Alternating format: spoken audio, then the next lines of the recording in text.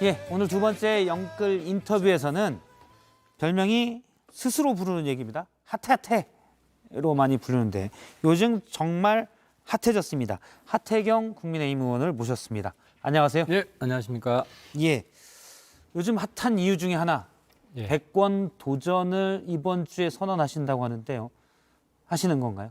예, 뭐 늦어도 뭐 목요일 전에는 할 것 같습니다. 지금 구체적인 일정을 상의하고 있습니다. 실무실. 예, 일단 선언은 이제 공식적인 선언식 자리가 되는 거고 이렇게 말씀하시는 거 보면 마음은 대선에 출마하기로 마음을 먹은 거죠, 확실히. 그렇죠. 마음 먹은 거는 좀 됐습니다.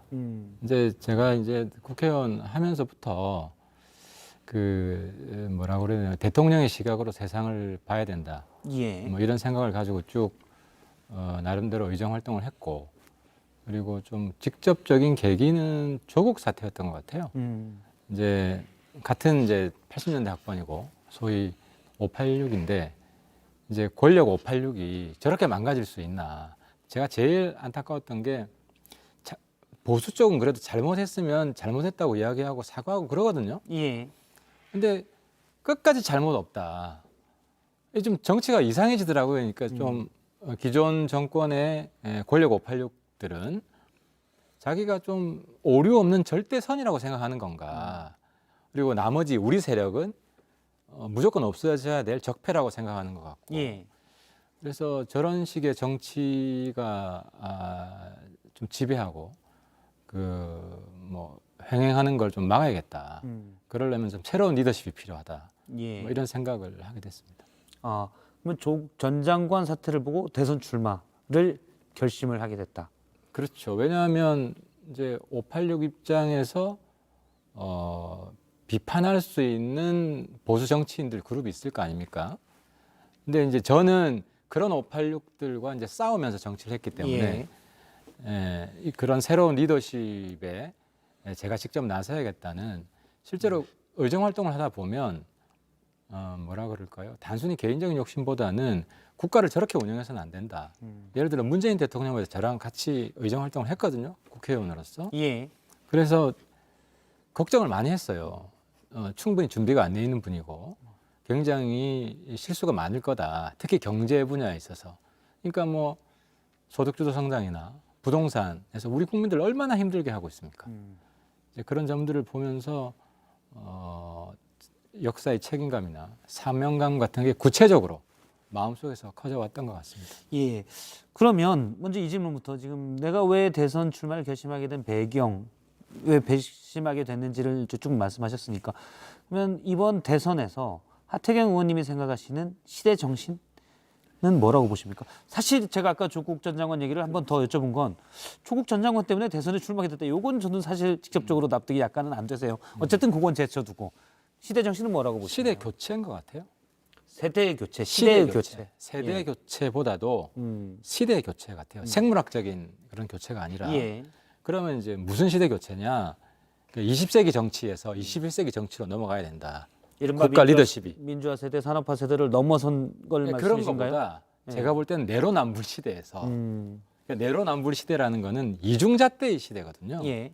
그러니까 사실 내로남불의 어원이 찾아보면요, 80년대부터 시작해요.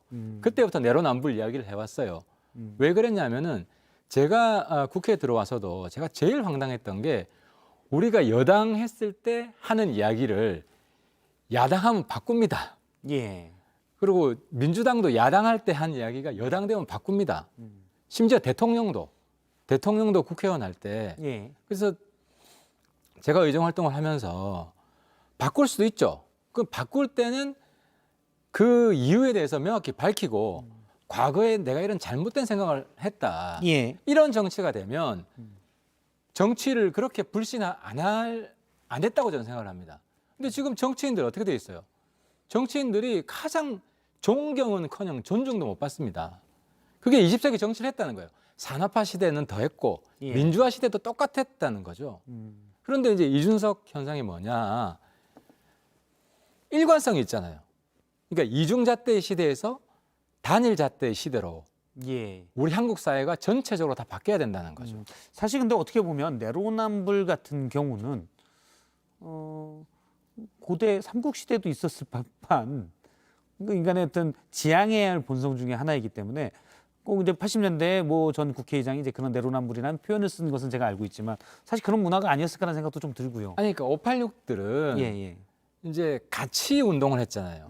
사익을 가지고 예. 정치를 한 게 아니거든요. 예. 자기가 민주주의 세대고 우리 사회 곳곳에 개혁적인 가치로 바꾸겠다.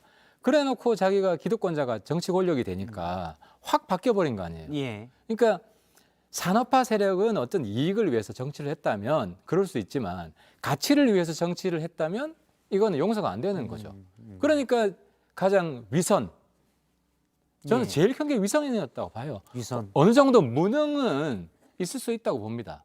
물론 무능도 안 되지만 예를 들어 더 큰- 그런데 이제 시대 정신에 있어서 아까 말씀하신 거에 이제 시대 교체 그리고 그 주요한 것은 사실 내로남불이다. 이거는 이제 우리가 혁파해야 될 정치 문화 또는 하지만 정말 많은 사람들이 먹고 사는 문제나 여러 국민들에게 뭔가를 보여주는 것은 또 이건 좀 너무 작은 그거는 문제가 아닐까라는 부족하죠. 생각도 들고요. 근데 이제 이 내로남불이 뭐냐면 억지를 정당화해야 되잖아요. 예. 억지를 정당화하려고 하니까 괴담이 등장하고 음모론이 등장을 하는 거예요. 자기의 억지 주장을 계속 합리화하려다 보니까 예. 그러니까 위선에 대한 부분이고 그다음 두 번째 부분은 능력에 대한 부분인데요. 능력에 대한 부분은 지금 다들 돈 쓸 국림하잖아요. 그러니까 경제 어려운 것은 극복하기가 어렵다 하는 게 이상하게 지금 상식처럼 돼버렸어요. 그걸 다 재정을 투입해서 막으려고 하는 것에 문제가 있다는 말씀이신가요? 아, 그렇죠. 그러니까 잠재 성장력이 떨어진다. 이거 당연한 게 아니거든요. 저는 그래서 그 21세기에는 21세기형 박정희가 필요하다고 봅니다. 대한민국 경제를 전 다시 일으킬 수 있고 예. 돈 쓸 국리가 아니라 물론 이 박정희는 민주적인 박정희죠. 민주주의에 기초한 경제 살리는 사람이고. 근데 지금 한번 보세요. 전부 다 기본소득 가지고 논쟁하고 있잖아요. 예. 어떻게 돈을 쓸까? 돈을 뿌릴까만. 그러면 하지. 하태경 의원님은 내가 21세기형 박정희 리더십에 민주적인 리더십으로 할 수 있다고 생각하는데 구체적인 방안이 있습니까? 그러니까 저는 정치에 있어서는 노무현 대통령 존경합니다. 예. 그리고 경제에 있어서는 박정희 대통령 존경하고 그래서 제가 지향하는 리더십은 정치 노무현 경제 박정희예요. 뭐 쉽게 예, 말씀을 드리면 그래서 구체적인 내용 오늘 다 말씀드릴 수는 없고 경제 회생 그리고 일자리. 예. 그러니까 저는 일자리가 논쟁의 핵심 지점이 돼야 되는데 왜냐하면 일자리는 문재인 정부에서도 처음에 일자리 상황평가제 얘기했지만 결국 못했거든요. 그러니까 이제 이게 무능하다는 거죠. 물론 무능이라고 비판받을 수도 있지만 또 그만큼 어려운 문제이기도 한 것도 있어서 왜냐하면 일자리를 잠재 성장률을 높이는 문제 같은 경우는 예를 들어서 상당히 오랫동안 투자가 돼야 되는 부분도 있어서요. 그게 우리 시대의 한계였다는 거죠. 사실 그 시대의 한계는 저성장으로 빠진 게 MB 때부터잖아요. 예. 쭉 해서 지금 계속 내려가고 근데 문제는 뭐냐면 학자들도 그렇고 언론도 그렇고 저성장의 시대라고 당연하게 생각하는 거예요. 포기해버린다는 그게 거죠. 포기해버린 거죠. 이런 지금 사회 풍토가 제일 위험한 거다. 그럼 여기에 대해서 굉장히 창의적인 논쟁적인 경쟁이 있어야 되는데 그게 사라졌다는 거예요. 어떻게 예. 돈 쓸까밖에 없다는 거죠. 저는 이건 저는 이 시대의 부조리라고 생각하고 이걸 타파하고 싶다는 겁니다. 구체적인 해법은 다음에 아직 뭐 다 말씀하셔서 나중에 또 듣기로 꺼내기가 하고요. 좀 그래서 알겠습니다. 꺼내기가 좀 그런가요?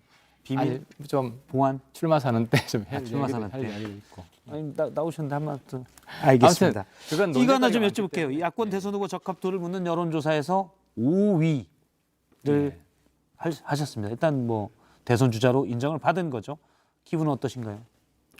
그 뭐 미미한 수준이어가지고 예. 뭐 의미 있는 숫자는 아니라고 보고요. 어쨌든 이 대선 레이스에서 버스 카드에 충전 정도는 해주신 것 같다.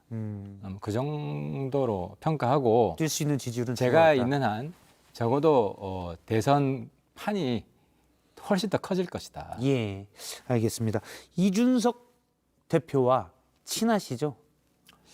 뭐 인간적인 친함, 제가 나이는 한 17살 많아요. 예. 꽤 많아요. 저도 98년생이시고 젊게 85년생이시니까. 예. 예. 그런데 서로 존대합니다. 음. 제가 뭐 거의 반말을 안 하고요.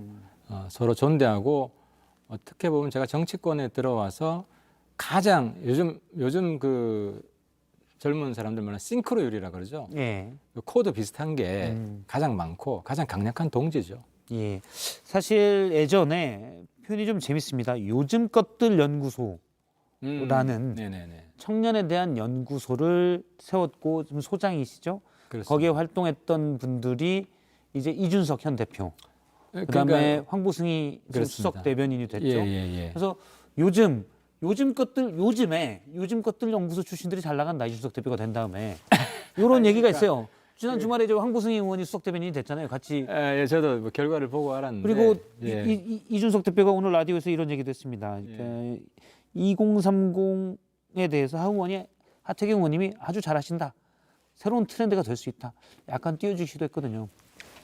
그거는 그래서 이준석 대표 이 시절에 예. 각광받을 수 있는 또 주자로 어떻게 보면 근데 약간 득을 보고 있는 거 아닌가? 제가 그래서 인사관여를 하지 않습니다. 음. 인사관여를 하지 않고 예. 그 사실은 한 4년 전부터 저와 이준석 대표가 2030의 새로운 가치를 발견하고 2030을 대변하는 정치의 문을 연 겁니다. 그게 사실이고 그래서 우리가 아주 그 가까운 예. 동지가 된 것이고 이제 둘이 출발을 해서 이번 국회에서는 이 우리 둘이 만들어 놓은 성과를 우리 당 많은 의원들과 함께 해야 되겠다 예. 해서 만든 게 요즘 것들 연구소입니다. 그래서 요즘 것들 연구소에 있는 의원님들은 저하고 이준석 대표가 공유하고 있는 그런 새로운 가치들을 많이 함께 하고 있습니다. 어떻게 보면 청년 문제에 대해서 처음부터 그 밭을 일구셨다 같이 이렇게 봐도 되겠군요.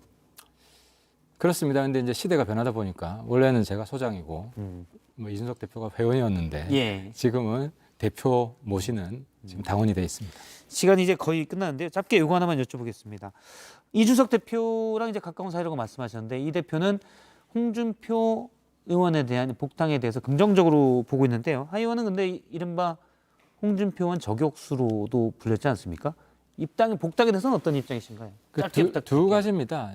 지금 경쟁 관계이기 때문에 뭐 거기에 대해서 언급하는 건 적절하지 않고 대선 주자로서 이제 경쟁 관계니까 그렇지 않습니까? 예. 그리고 저는 홍준표 선배가 황고를 탈퇴하지 않으면 구시대 정치의 표본이라고 생각합니다. 우리 보수 내에서 지금 황골 사퇴했다고 보십니까? 그런 것 같지 않습니다. 그래서 좀 더 전 노력하셔야 된다. 이준석 대표랑은 생각이 다른 거군요, 그러면. 아니 뭐 이제 뭐 입당하는 거는 뭐 경쟁을 저는 충분히 할 용의가 있고 예. 그리고 제가 그런 정치 끝내겠습니다. 알겠습니다. 구시대 정치 끝내겠습니다. 오늘 대선 출마 선언을 앞둔 하태경 의원과 얘기를 나눴습니다. 고맙습니다. 예, 수고하셨습니다.